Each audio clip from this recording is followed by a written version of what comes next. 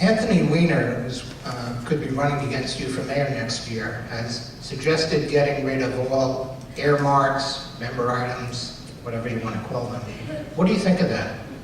Well, I'll jump over the trick question part of that where, I say I am or am not running for mayor. But, Congressmember Weiner has obviously, put an idea out there that some others agree with as well, that we would be better served if we eliminated in the city council the process of council members having funds that they allocate to organizations in their district, organizations that serve the community.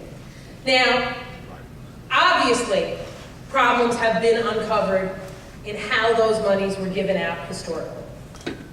Those are problems we are taking on directly. Those are problems in response to which we have put in a reform package that will make sure that monies that council members assign to community groups are thoroughly checked and vetted by the Mayor's Office of Contracts and city agencies before the contracts get processed to make sure that they have business integrity, that they have ethical integrity, that they have the capacity and ability to do the work that we're contracting with them to do. So I think the question for most New Yorkers is the money that's getting spent in the budget, is it going to legitimate organizations? Is it going to groups who can get the job done that they're being paid to do?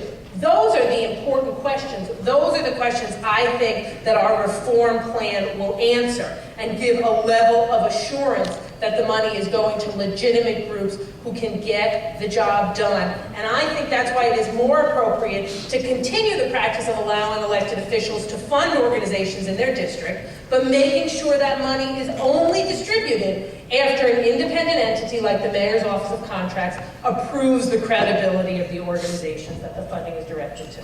Were you surprised when you read that at least half a dozen council members were directing funds to relatives, friends, ex-staff members at these groups? I know you said you didn't know about the phantom funds, but whose responsibility was that? Was that the city's responsibility, the council members' responsibility, your responsibility to make sure that didn't happen?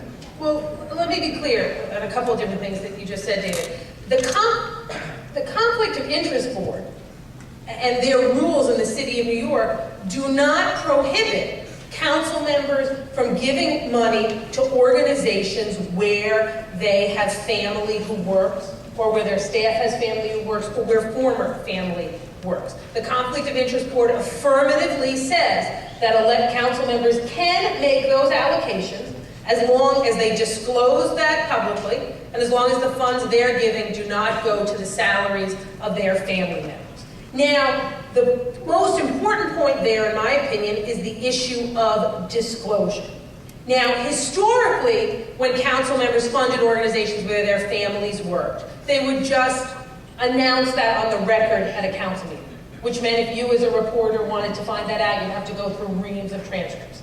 Last year, as part of our ongoing efforts around budget reform and budget transparency, which are something we've been working on very in a focused way for 2.5 years, as part of that effort last year, my office began a requirement that council members in the budget, and any time we allocate money to an organization, they have to fill out a disclosure form where they list if they have any potential or perceived conflicts with organizations who get money in the budget.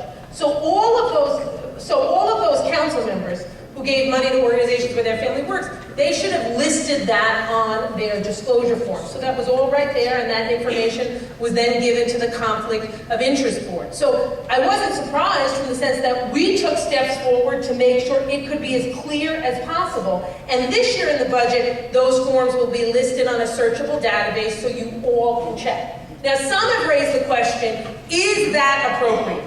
Should the rules of the Conflict of Interest Board be changed to prohibit that practice? Well, that's a debate, that we will have in the City Council. But right now, I want to be clear. If you disclose it, you are not in any violation of the Conflict of Interest.